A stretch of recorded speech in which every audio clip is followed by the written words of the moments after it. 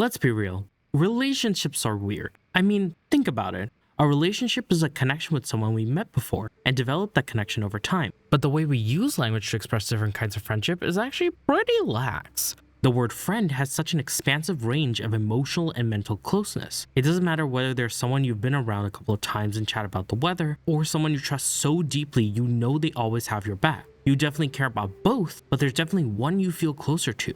But to an outside perspective, they're placed on a similar level of closeness in your eyes, simply because they both fall under the simplified and deceptively expansive relationship category of friends. Even though we might be aware of the expansive range the term friend can have, there's a specific level of closeness we interpret with that term when describing a relationship we're unaware of. The word friend in practice isn't guaranteed the same mutual connection of closeness. A person who you feel close to might not see you as someone they can confide in. And similarly, someone you don't feel close to can really pour their heart out to you because they trust you even more than you trust them. And there's no one person at fault for that. It's just how we work as humans. That's why other descriptors have been made over time to clear the mutual closeness to one another with best friend and its shortened versions like BFF, BSF, and bestie. But there's one relationship that goes above and beyond all different types of closeness the term friend can have. And that's a significant other, a term used to describe a romantic partner. See, a romantic partner isn't just someone you've gotten to know and enjoy their company. A romantic partner is someone who a person has chosen to get closer to in a way that is far more emotionally and physically intimate than a friend. It doesn't matter how beautiful or terrible a romantic relationship might be, it will be interpreted as a far more important person than anything the term friend might encapsulate, since a romantic partner passes that barrier of intimacy that friends usually don't cross. It's a sort of romantic level up in the way that the term friend doesn't encapsulate. Two people can start off as friends, but once they determine a mutual romantic connection, the term friend might become implied under the umbrella of significant other. It's not inherently implied, but a romantic partner can also be considered to be a best friend. Even beyond physical or emotional intimacy, a romantic partner implies a level of commitment and comfort around each other, like living together 24/7 or to have a child, be it human or animal.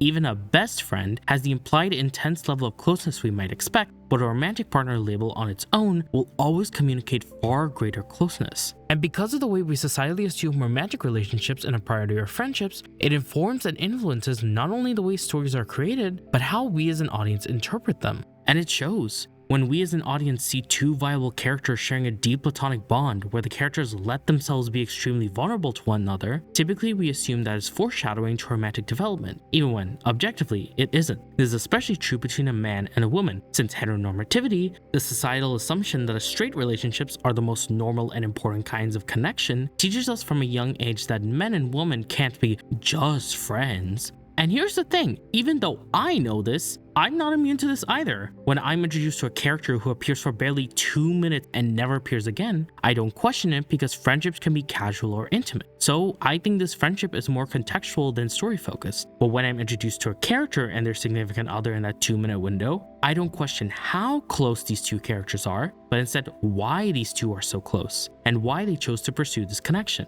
Some stories attempt to subvert this romantic foregone conclusion by giving the audience two characters who go through the classic "they're obviously going to fall in love" tropes, only to not have the characters be explicitly in a relationship by the end, and rather have a deep platonic bond established by the end of the story. But there is a way to show compelling romantic stories while instead conveying that the most important relationships are platonic friendships, which clearly can fit heteronormative standards and choose at every turn not to. So, let's talk about Amphibia. Amphibia focuses on Anne Boonchoi, a Thai-American teen girl who gets trapped in a mysterious world of talking frogs, with occasional hints to a bigger and dangerous storyline with the music box that brought Anne and her two missing friends to this world in the first place. We focus on our main group of Anne and the Planters, a small frog farming family that takes Anne in after she was shunned by Workwood. We got Sprig, a sweet troublemaker that has only the best of intentions, Hop Pop, a farmer grandparent who's very keen on tradition, and Polly, Sprig's baby sister who's powered by exasperation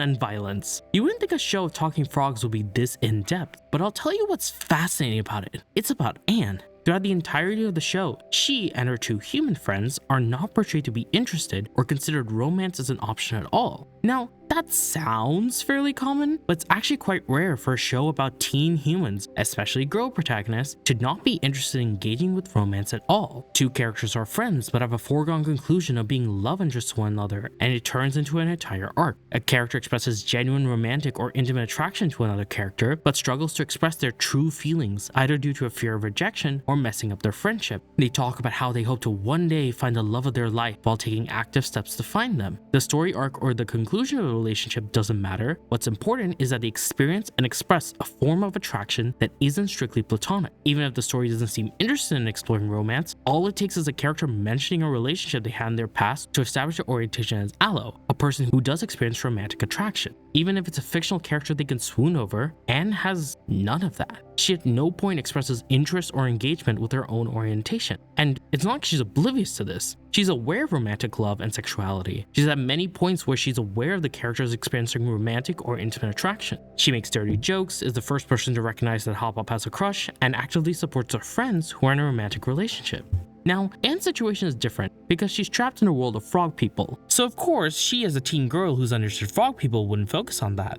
But you'd be surprised how many stories have an element of romantic attraction at some point. There's a very easy way for Anne to talk about her past crushes or people she found attractive and wanted to date, but she doesn't. This isn't necessarily the biggest deal. Lots of media have characters not interested in romance. Most shows focus on characters having adventures and encountering different lessons along the way. What makes Anne stand out amongst other characters is her interactions with the world of Amphibia and how it establishes an important aspect. It's allonormativity and amatonormativity. Allonormativity is the inherent societal assumption that everyone experiences romantic and intimate attraction based on the word allosexual, which is a person that experiences intimate attraction. Amatonormativity is the inherent societal assumption that everyone pursues love and romance, especially for the goal of a monogamous long-term relationship. As an example, let's bring up the episode Dating Season, which does a lot of legwork to do this. We're introduced to Ivy, a close female friend of Sprig's. Anne teases Sprig about their connection, implying it's something romantic. And this behavior is amatonormative, heteronormative,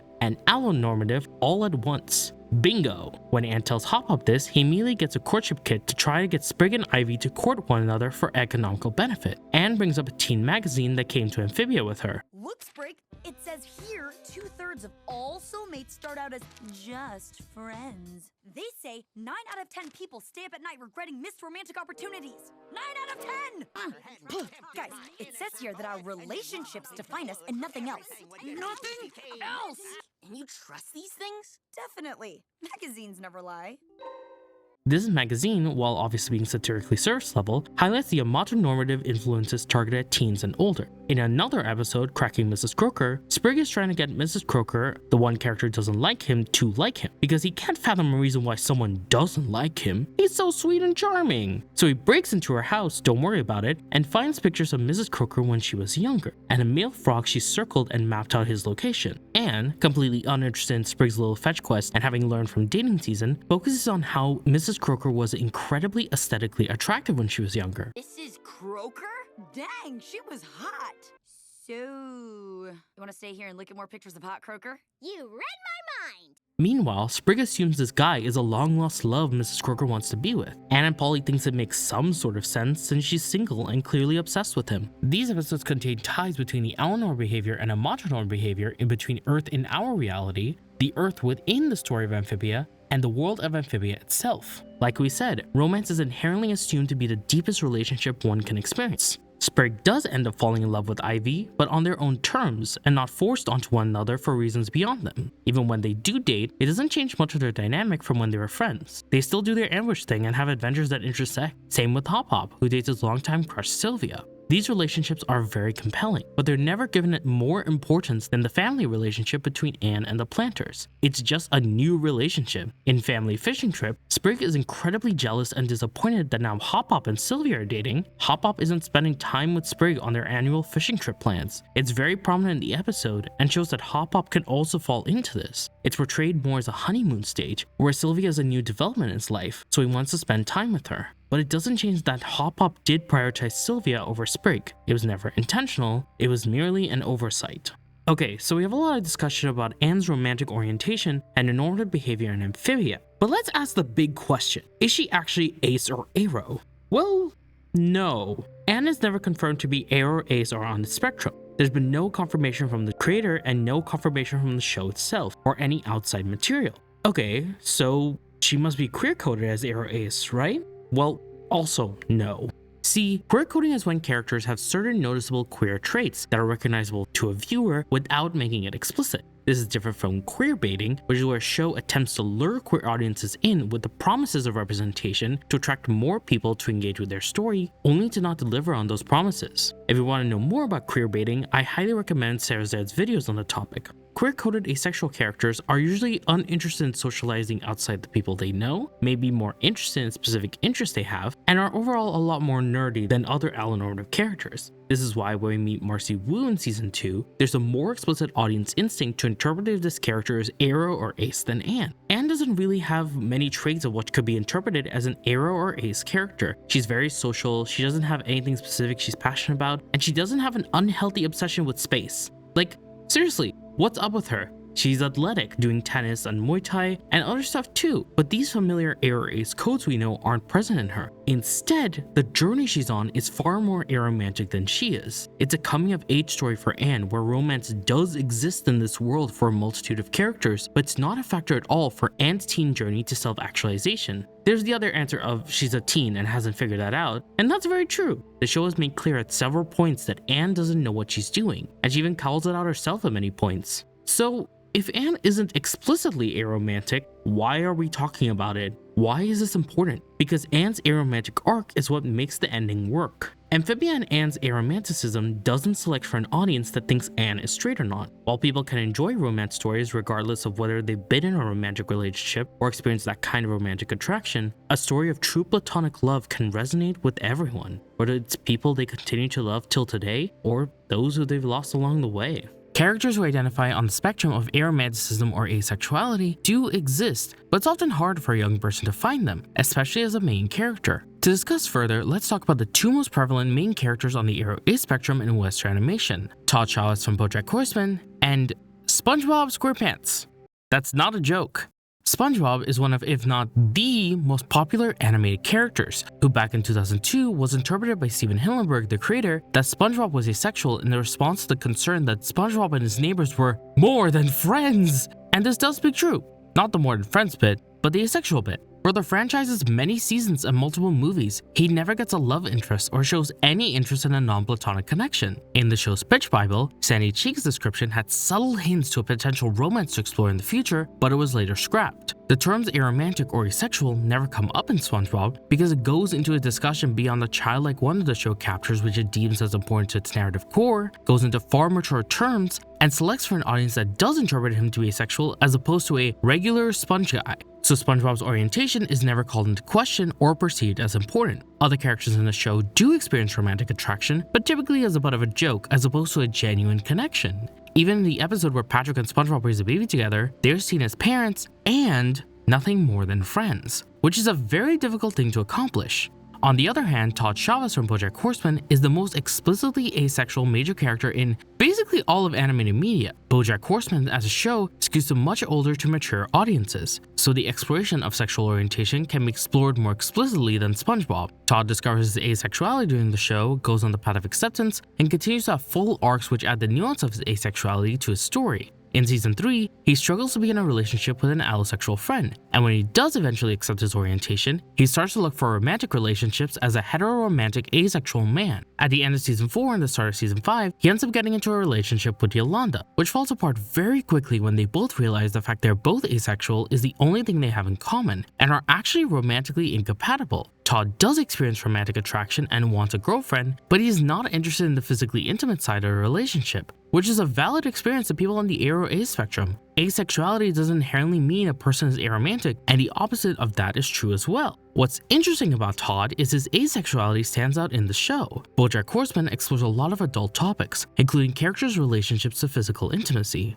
The main character Bojack wallows in his own self-pity and buries himself with physical intimacy and alcohol, which is a pretty substantial contrast to Todd, who just wants cereal and pitching the most randomest ideas. Looking at these examples of ARA-spec characters, Anne seems to fall somewhere in the middle. The show does make note of romantic relationships and Anne does interact with them, but she never explicitly explores romantic orientation herself. Amphibia focuses on exploring the importance of platonic and familial relationships more directly than SpongeBob, but it doesn't get into hard-defining orientation exploration like Todd. And you'll notice that while this video is predominantly about aromanticism, I've only mentioned asexual characters. That's simply because there isn't a major and explicit aromantic specific character in Western animation. Instead, we have queer-coded / confirmed side characters of both aromantic and asexual orientations. Peridot from Steven Universe doesn't feel comfortable with fusing, an explicit allegory for intimate connection. Lilith Clawthorn from the Owl House was canonized by the showrunner to be ARAs, but it's not explicitly brought up in the show, which is validating in its own way. The piece of animated media that does focus on exploring aromanticism more explicitly than asexuality is the anime Bloom Into You. The main character Yu doesn't experience the bliss of love and romance like it is in the stories she loves to consume. She interprets love as something that you should feel strongly and lift you off your feet, but she encounters many times that she doesn't feel this big storm of romantic emotion like it is in the story she reads. It's very aromantic.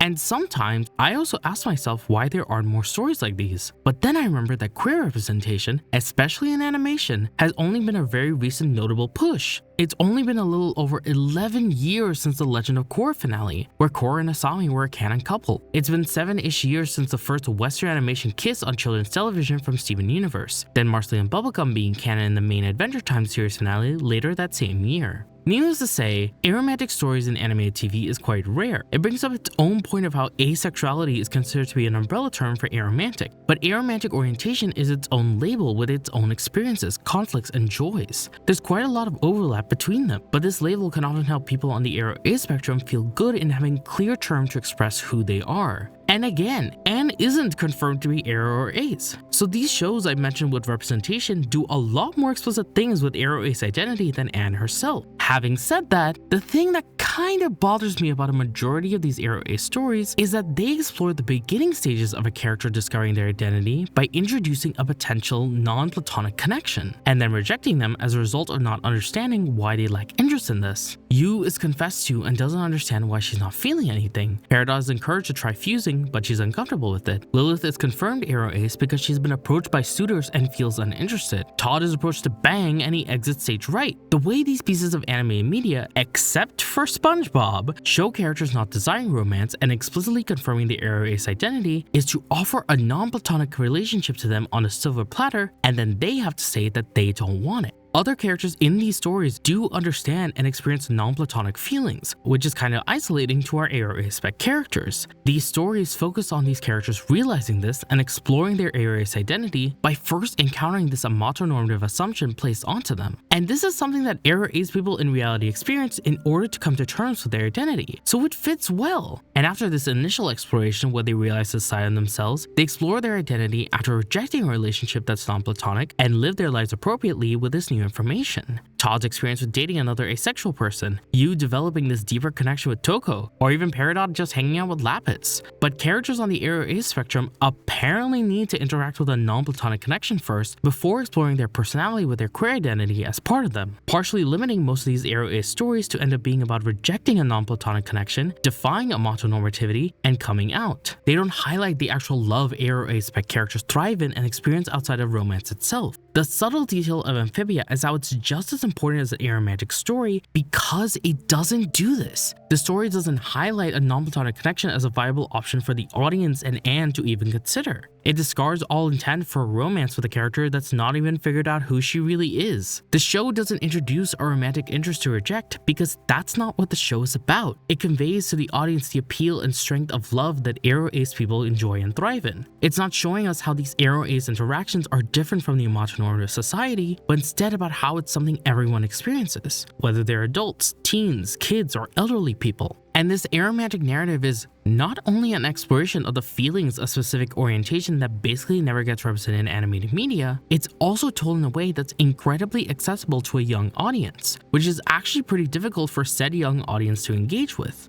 See, Todd is the current best representation of animated characters who are explicitly on the ARA spectrum, but he's a character in BoJack Horseman, which is a show that's really good and deals with a lot of really hard topics to watch: depression, anxiety, grief, abusive family, celebrity culture, alcoholism, and that doesn't even mention the ideations of death. It's difficult to watch and not meant for young people to watch, which makes sense because it aims for adults. On the opposite end, SpongeBob is too accessible. It's meant to be for all ages, so the stories don't explore romantic relationships to highlight SpongeBob's orientation, and simultaneously to that, SpongeBob doesn't grow or learn new lessons because the show deems his shenanigans as far more important. That's not a dig at the show itself, but just part of the expectation when it comes to continuing a beloved franchise towards kids and families that does capture that childlike wonder. And Anne also provides a level of intersectionality to this non-heteronormative narrative. See, these two major examples are adult men who have had experience in life and figured out their sense of self beyond their orientation. Anne, as a dark-skinned Asian teen girl, provides a fascinating look into intersectionality with a non-heteronormative and non-homonormative narrative. It's totally okay for SpongeBob to not grow since it works for his episodic stories, but it does stagnate his adventures at some point since he doesn't really learn any new lessons. There's no emotional growth that can be detected from him for us to feel like he's becoming a better version of himself. And while Todd does change, it's not in the way we might expect. He doesn't lose his silly naivete, nor does he stop his hijinks of random devices and businesses. His asexuality doesn't change who he is fundamentally, but instead unlocks a new aspect of him we can explore.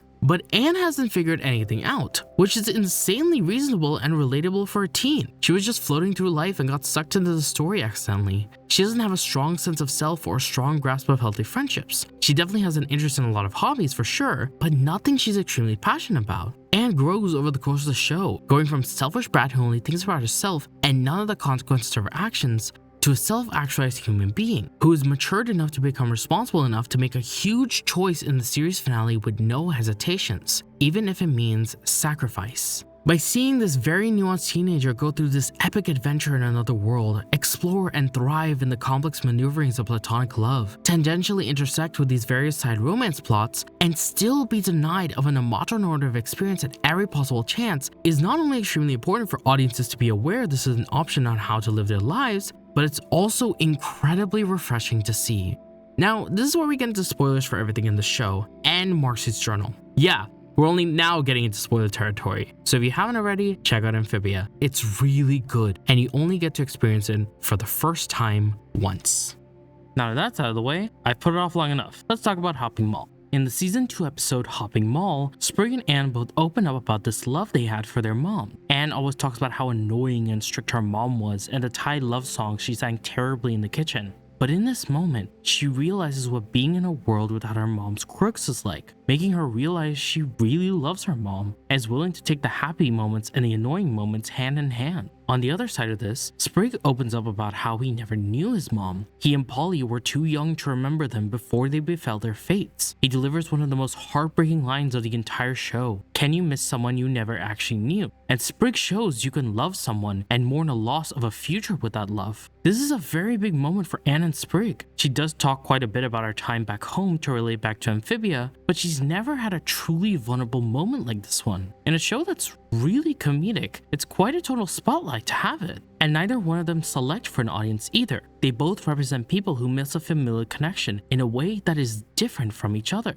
Anne represents those who have a mom in that moment and highlights both the quirks bothering her and the love we have regardless for how bothersome it may be at times. Meanwhile, Sprig represents those who mourn their mom or never met her in the first place, and yet still mourning her all the same. He doesn't know her annoying quirks because he never saw them. The show focuses on a variety of platonic and familial love, toxic friendships, quirky family, and what is grief if not love persevering? Part of the reason why this sequence works so well is because of the importance Amphibia places on deep platonic bonds in the previous episode. Seeing Anne's relationship to Hop-Up evolve, Sprig being her best friend despite them not being the best roommates. By taking away the consideration of a romantic bond in story for Anne, we lose this inherent assumption that this is a side relationship instead of a major one for inevitable love. It's part of why the sequence resonates so strongly. If Anne had a romantic connection she was interested in, we might not consider the sequence to be as vulnerable or compelling because of our inherent bias of closeness to romantic relationships. And the world of Amphibia doesn't have a viable romantic option for Anne. The entire town of Wartwood is devoid of teenage characters. If we totally ignore the reptilian aspect, these characters are either too old or too young for her. The people closest in age to Anne are Sprig, Ivy, and Maddie, all of whom feel more like children and not teenagers. So it feels like there's too much of a gap for Anne to have a meaningful relationship. Even when we get to seasons 2 and 3, there isn't an actual character that fits with Anne, except for 2.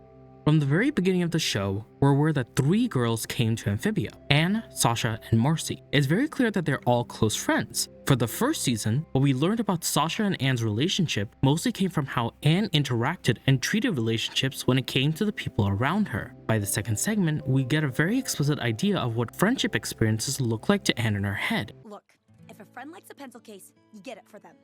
If your friend likes your new shoes, you give them to her. And if a friend wants you to steal a crazy music box from a thrift store, even if you really don't want to, you do it, okay?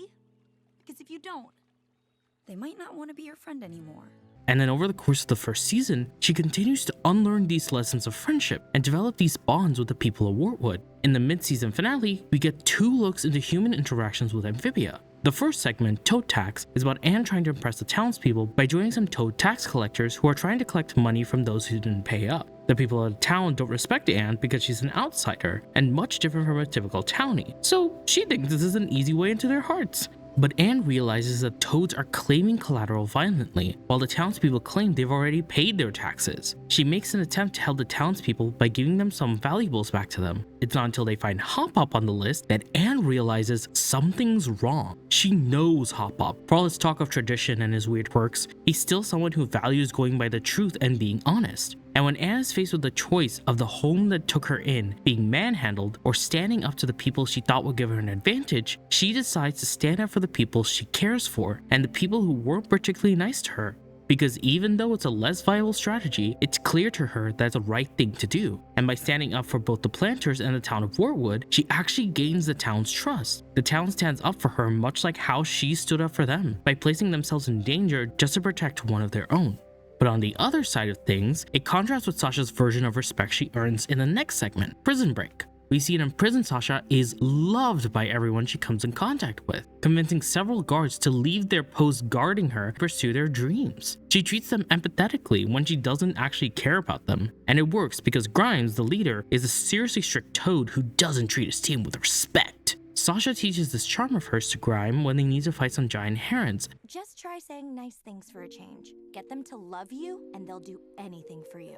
He gives some vague and basic compliments, which turns the Toad army from sniveling to actually attempting to risk their own lives in combat for Grimes. Not only is this a full look into Sasha's personality, it's also a look on how these tactics could have clearly been used on Anne. This fills us in with a lot of context clues instead of just hand-fisting exposition. So when Anne and Sasha met up in the season 1 finale, the shippers went wild. Here's the first genuine chance for a romantic subplot between 2 teenage human characters, especially with Anne, who is the main character of the show. And because of the deep platonic relationships that Anne has formed in Amphibia, imagine how deep an Anne-centric romantic relationship would be. That would be cool, but they go from besties to enemies real quick. Grimes has a ploy to kill Hop Hop, so Anne stands up for the townsfolk against him. But when Sasha enters the chat, we see how this manipulation happens to the Anne we've grown with. The story gives her a choice: a more recent platonic connection that's been sweet and freeing, or an old connection she's been looking for the whole season, which has its own baggage.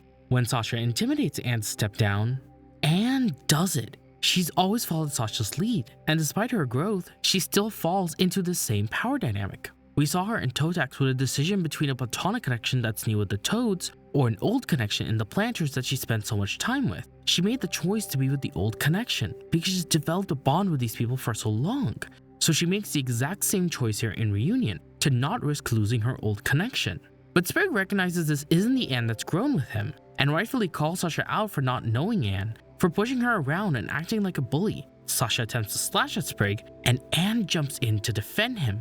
She makes the decision to stand up against her old connection for the new freeing one. And in this moment, it's interesting to take on Sasha's perspective here. She spent a few solid weeks in a jail cell, and in about the course of 11 minutes of runtime, she's become a second-in-command to one of the military empires. She finally finds her friend who she's been looking forever for. They get back into old familiar habits, she recognizes her mannerisms, and even did the end of discussion thing like back home. And it worked. Their entire dynamic was Sasha being in control of Anne, because Anne didn't speak up for herself and just went with Sasha's flow. Anne's growth in the season, leading her to finally standing up to Sasha, means Sasha feels threatened in her friendship with Anne and worried where their future will go from here. She even says, "What's gotten into you? You were never like this back home," which is true, because Anne never vocalized these feelings, so her true emotions were shoved down for the sake of their friendship. And now, the first time she's externalizing them, Sasha wonders what Anne actually thinks of her now. And that all gets paused when the tower starts exploding. And in this moment, when Anne fought someone who was her closest friend and sees her falling to her doom, she jumps in to save her anyway, because as manipulative as Sasha was, she's still a person Anne cares about. And when Anne is struggling to keep her and Sasha up and risking her own life in the process,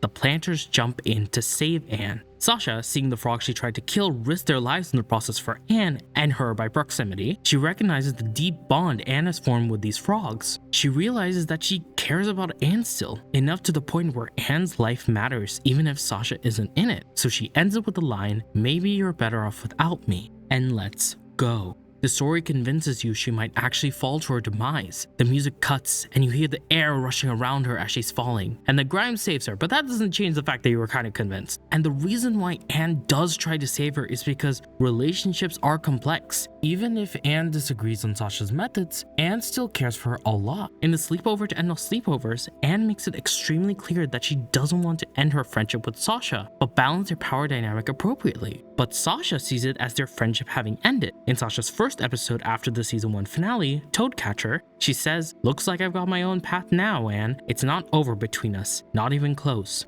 We have a fundamental misunderstanding between these two that doesn't get resolved until the season 2 finale. We'll shelve Sasha for now, but I want to quickly bring back the point of queer coding. While Anne's narrative and journey leans far more heavily Aero Ace, I would say Sasha's a far more successful version of a queer coded character. Sasha from the very end of season 1 has been interpreted to be bisexual. She dual wields and she's a very femme cheerleader while also being very strong, and it got confirmed later on. There are hints and subtle clues that queer audiences will pick up on, whereas Anne didn't have that.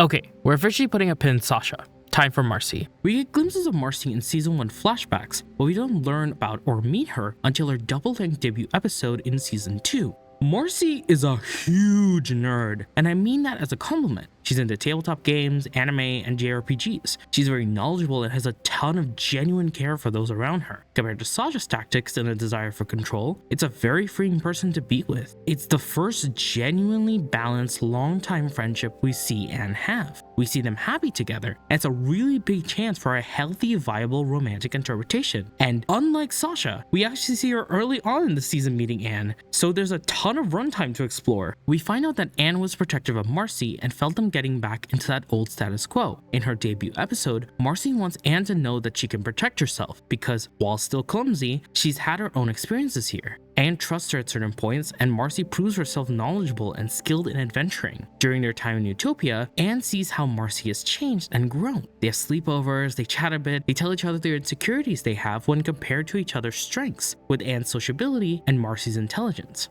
But there's a quiet climax to this relationship. It's one of my favorite episodes, A Day at the Aquarium, where Anne and the planters take a day to enjoy each other's company before they seemingly part forever. There's no logical reason for Anne to go back to Wartwood when Marcy and several other resources are there in the capital of Utopia. The planter family gets sad a whole bunch, deals with a shenanigan-like adventure, and it comes time for them to leave. It's a heart-wrenching goodbye because we've had a whole season and a half of adventures with them. Good memories, unsavory memories, and even honest ones. They're all very sad about this because it's the most logical thing to do here. Marcy, seeing how sad all of them are, suggests in a roundabout way that Anne can go with the planters. And Anne takes it.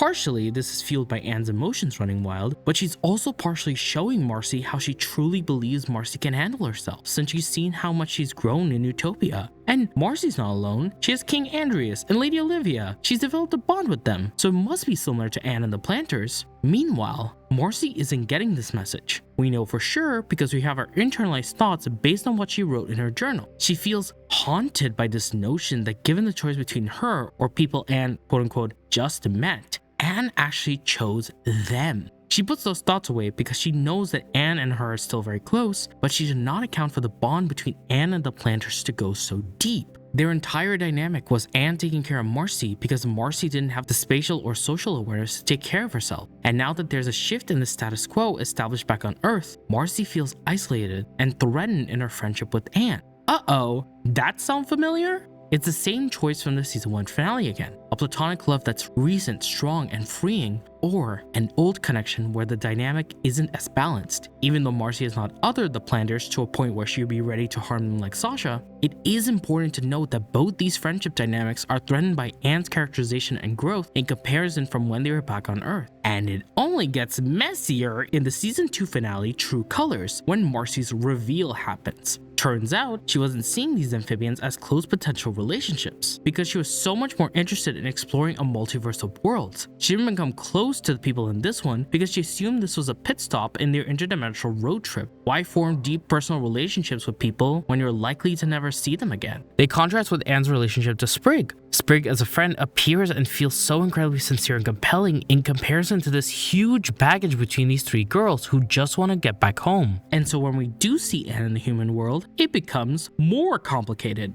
Because of the events of the season 2 finale, Anne and the Planters are trapped on Earth while Sasha and Marcy are in Amphibia. So for the first half of season 3, Anne is trying to acclimate to her old life and find a way to get the Planters and herself back to Amphibia. The major criticism of the first half is the lack of emotional exploration with Anne's relationship to Marcy. Season 2 spent a lot of legwork getting us to like Marcy, and to get us to like Marcy when it comes to her relationship with Anne. Sasha was an easy way to show us how messy and complicated a friendship can get, so it inserts a genuinely lovable character. But when Anne spends little to no time in the first half of season 3 reflecting on her relationship with Marcy and the events of True Colors, it feels like an elephant in the room. We've dealt a lot with Anne's relationship to Sasha over the course of season 2, so her delving into Sasha even more doesn't feel like new territory, but these complex feelings of Marcy after this twist is a new development to explore. Despite Amphibia spending so much time and effort talking about how these deep platonic bonds matter, especially the hopping mall scene where we establish you can still take the good with the bad,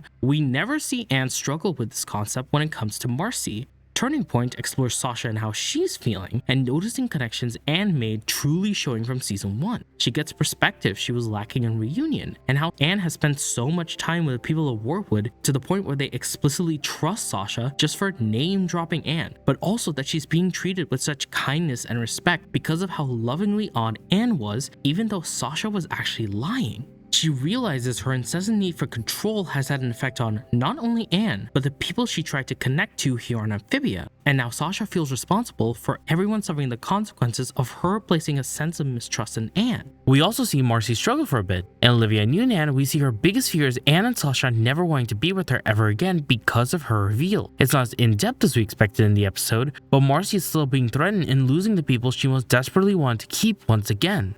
But Anne doesn't have a moment like this. It doesn't need to be a full-on arc, but the point of the show is the deep and complex platonic bonds we create, using Anne as a stand-in. So it's an incredible disconnect when the show doesn't delve into the events of True Colors for Anne, and instead have it with only Marcy and Sasha's perspectives.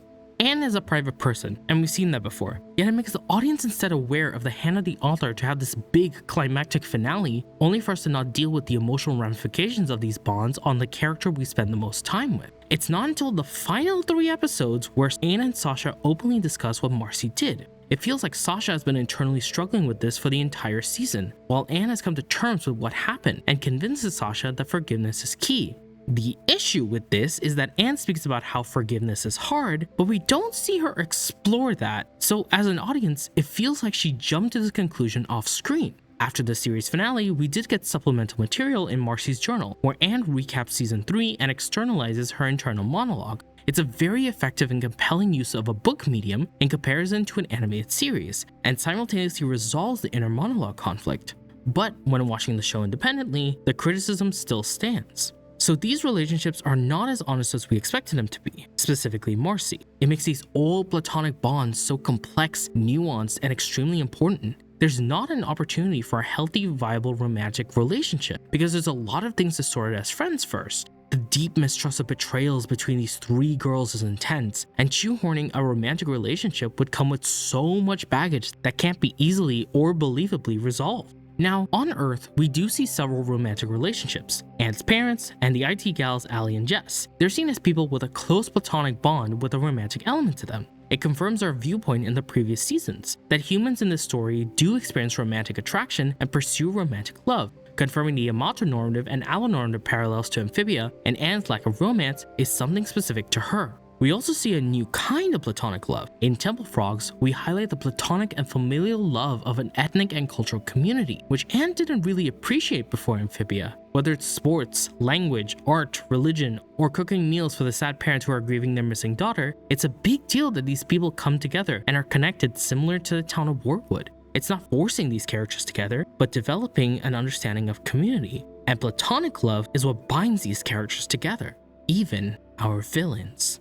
If the show was truly about the power platonic love has in comparison to romantic love, then there's a very easy way to do this. Villainize your antagonist a la romantic orientation. There's a very easy way for Andreas to be a forsaken romantic who was wronged by someone he truly romantically loved. This could lead him to delve further into incel-like territory, but it doesn't. Instead, it's far more interesting by establishing the power of platonic love, but from a villain's perspective. In the big lore episode, The Core and the King, we get a long-awaited look into Andreas' past. He has two very close friends, Leaf the Frog and Beryl the Toad. We get a glimpse at a relationship between him and his dad, who believes that friendship doesn't last forever and takes steps to convince Andreas about how he should part with these platonic connections. And at every point, the Core, Aldrich, and Darcy deny themselves of these connections. Aldrich never takes in the nuance of Andreas' close relationship into account when Leaf requests they don't use the music box to invade other worlds, because he sees platonic love as a weakness to part with. Aldrich specifically notes how close friends may feel entitled to part of the royal power because of their proximity to Andreas. So when Andreas is betrayed by Leaf, he has not only disappointed the expectations of his father for exactly what he tried to tell him, he also forsakes any future relationship he has by cutting his platonic connection to Beryl.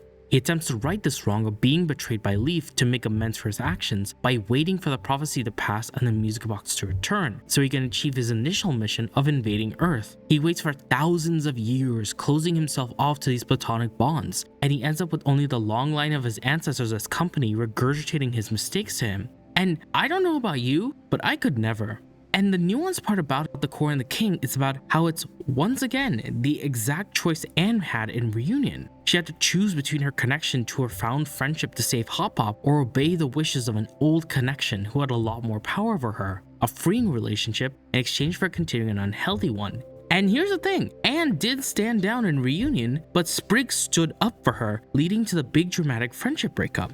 Instead here, Andreas chooses to prioritize his father's wishes rather than standing with Leaf. He hoped he could appease his father and redeem himself for Leaf's betrayal. It's a very parallel of what would have happened to Anne if Sprigg never stood up for her. The status quo would remain the same. It's why Anne works amazingly to parallel him. Anne is the happily ever after of platonic love, while Andreas is the tragedy. And while we get hints about his present-day relationships, it's not until the series' penultimate episode, All In, where we get this explicitly in flashbacks. When Marcy and Andreas met for the first time, he took a liking to her despite her lack of understanding boundaries. The Core advises him to end her life because she could be a key piece to the prophecy of their downfall. Instead, Andreas proposes to the Core that there's a way to siphon the power of the music box to neutralize their powers. But if Andreas truly isolated himself from all forms of sincere connection, why would he propose this alternate route? Why not just end Marcy here and now? That's because as much as Andreas tries to convince himself, he's not immune to platonic attachments. He tries not to get too close to Marcy because of what happened in the past, but he quickly became fond of her. When he's about to drop Sprigg in True Colors, he has a line that sums it up perfectly.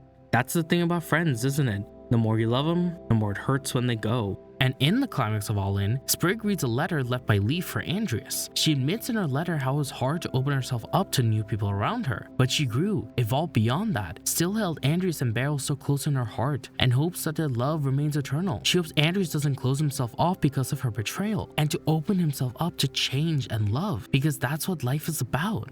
And this is the moment. This is where the show could absolutely make a romantic connection between the focal character and someone with a deep interpersonal relationship with them. Instead, Andreas begins mourning, devastated by the loss of who he tried to forget, much like he had thought she had forgotten him, mourning the life they could have had together as friends. His relationship to Leaf never extends beyond deeply platonic, and that's why it's just as powerful, because we've seen how Anne interacts with various types of platonic love, and how Andreas was also torn between two types, true friendship or a harmful family love. On the other end of our antagonists, when we see the core, we see the lack of interpersonal relationships, Darcy implying that Marcy's true feelings are a lot less nice than we would assume, trying to tear the three girls' relationship apart. It's not about the core having romantic leanings, but rather lacking connections for the sake of power and greed, unwilling to accept change. And speaking of change, in the final episode, The Hardest Thing, Anne reaches an incredible culmination of growth in her sacrificial moment against the core. When Anne self-actualizes, she's powered by the strength of the platonic bonds of the world she's fallen in love with, the people she's met along the way, the weird creatures around every corner, and even that small town that accepted her for her aneurysms. These stones are not Amphibia's greatest treasure. Mother Olm said all I had to do was ask, so I'm asking. Can you help me save the world I love? The world of Amphibia made her realize right from wrong, what love truly is, and she's worth fighting for. And that's especially true for an aromantic storyline. You can't truly connect with or like other people until you like yourself. That doesn't mean becoming a perfect person you can fall in love with, but caring for yourself, despite what might be an imperfection, an insecurity, or because you act differently from everyone around you. Here, Anne has fallen in such deep love for the world and people around her. She's willing to give up her life to save the love she has. Anne in season 1 wouldn't have done this, but Anne by the final episode did. Then Sprig shows up and tries to convince her not to sacrifice herself by saying, "Please don't do this, don't go, I don't know what I'll do without you, you're my everything, you've changed my life." And Anne says, "And you've changed mine." In literally any other context, in any other story, that could be seen as the most romantic line of dialogue ever uttered. The reason why the takeaway is that it's not is because the show took so much legwork to avoid any inkling of a macho-normativity, whether that's reunion, hopping mall, or even the very first episode. It's charged language, and yet there's no other way to interpret it other than platonic. Although she does come back as what is essentially a clone, the ramifications of her sacrifice are still felt, since the real Anne actually died. And then we get to the goodbyes. It's an extremely bittersweet, cathartic ending, where we spend multiple adventures with these characters and their relationships. We see how each of the girls' approach to Amphibia affected their relationships to the people they spend the most time around. Marcy didn't really connect with the people around during her time in Amphibia. She didn't really get to know Olivia or Yunan that much, and the person she did get closest to was Andreas, who, you know, this is mostly due to her disinterest in making these connections or valuing them highly. She didn't put interest in exploring a deeper platonic bond. And while that's okay, it does show what she missed out on by not being open. Sasha, on the other hand, does get to say goodbye to Grimes, who she spent the most time with, but she also faces the consequences of her actions in not seeing Percy and Braddock again, after they realized Sasha's thirst for control was far more important to her than their well-being. Even though Sasha has taken accountability for what she's done, it doesn't change the fact that she hurt and lost people along the way. And when Anne and the planters say goodbye, it's the hardest one. Because we've had so many individual memories for 100+ adventures. We've seen them take the annoying with the loving, and we see them comfort each other during their lowest and celebrate their highs. And the reason why the finale feels so extremely cathartic is because of this inherent selection for an audience who have experienced the joys and sorrow of platonic relationships, which is literally everyone. While an audience has experienced romantic relationships which are fortified or broken apart is quite large, every person at some point or another has experienced a type of platonic love, whether that's deep friendship or familial. And because of our inherent assumption that romantic relationships are a leveled up version of platonic relationships, this extremely powerful connection allows for an allomantic audience to resonate with this platonic story without isolating them. The thing about the final episode I keep coming back to is the inherent assumption of how we experience life. The central theme of the series finale is about change. Now, we might ask ourselves, why is change scary? Why is it so difficult? And that's because of what we might lose. We could gain new things, but that's not always a guarantee. Instead, we might lose people, we might lose things, or we might lose our sense of self. And the reason why we don't want to lose it is because we've learned to love it. We've learned to love people, we've learned to love things, and we learn to like ourselves for the way we are. The story assumes we've loved at one point, and it also assumes we've experienced loss within that love. Anne's calamity power comes out when she's being threatened to lose the people she loves, until she gains more control over it in Season 3. And this innate desire and choice she made to consistently fight for a love that differed from the norm contrasts strongly to other characters who chose maintaining their status quo in fear of what they might lose. Andrew's being so bent on conquering Earth is because of a desperation of love and approval from his father to then disappoint the heavy legacy on his shoulders. But in that process, that desperation led to the loss of his closest friends. Sasha was willing to duel Anne to the death so she could keep that same power dynamic they always had, and she's terrified that this change in their dynamic means losing her friend. Hop-Hop buried the music box at the risk of betraying Anne because he was so afraid of losing Sprig and Polly to danger, much like how he lost their parents. The reason why the entire show happens in the first place is because Marcy was afraid of losing her friends and her life in California by moving to Massachusetts. She was terrified of drifting apart from the life she's grown up with, so she tried to keep her friends forever. And that's the dilemma of aromantic love. The fear of losing what we hold so dear and known for so long, even if it means losing something or someone we've recently grown to care for in the process. Platonic attachments don't have a necessity for a deep interpersonal relationship like a romantic one. So not only is it quite easy to get detached from a platonic relationship, it's also just as easy to get attached to one. Forming these connections are low stake and also low investment, which means the deep love we have for a type of relationship that should be easy to detach from ends up being a subconscious choice we make every single day to continue this type of love, not because of any reason other than we want to. And it feels good. And because we can get attached in just a few moments, it turns into this domino chain where several kinds of platonic love that we may have unintentionally grown to care for can be at stake.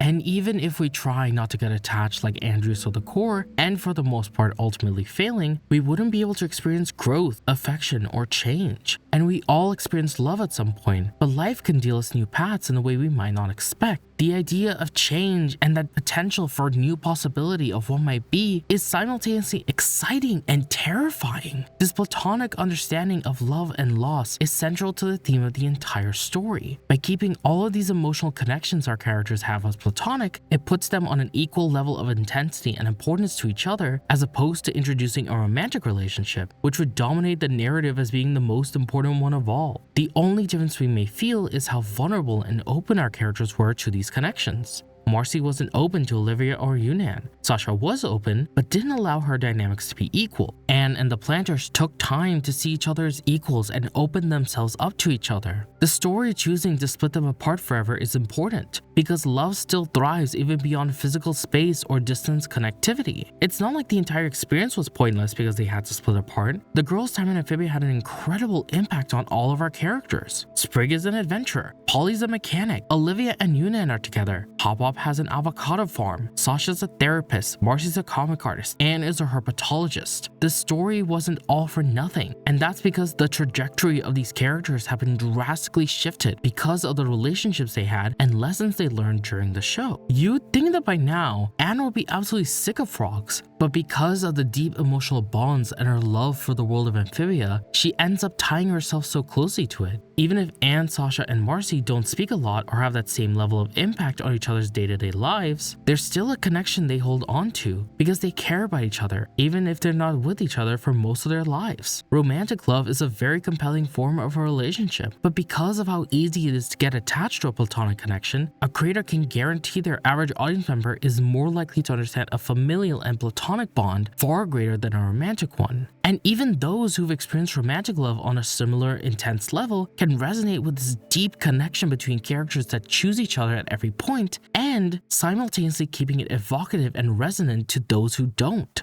We could theoretically go our whole lives having non-engaged in romance at all, but we wouldn't be able to experience life without friendships or family, whether they were good, bad, or forgettable. It's really incredible to have a story which understands the importance of platonic love and choosing at every point to focus on that kind of love we often take for granted. These characters care about each other, and nothing can change that. Not time, or space, or being worlds apart. Amphibia teaches us that perhaps the truest love was the friends we made along the way. And there's one more thing I gotta say. Matt Brawley, the creator and showrunner of Amphibia, has an indie animation pilot launched for funding on Kickstarter, Clara and the Below, a gothic horror interpretation of The Nutcracker. I'm not sponsored or affiliated with the production anyway. I just wanted to highlight a creator whose creative story has been a huge part of my artistic journey and identity. I'm really excited to see what fantasy projects got cooking, and if you really want to support the production, the link to its Kickstarter page will be in the description below. And that's all I gotta say. See ya!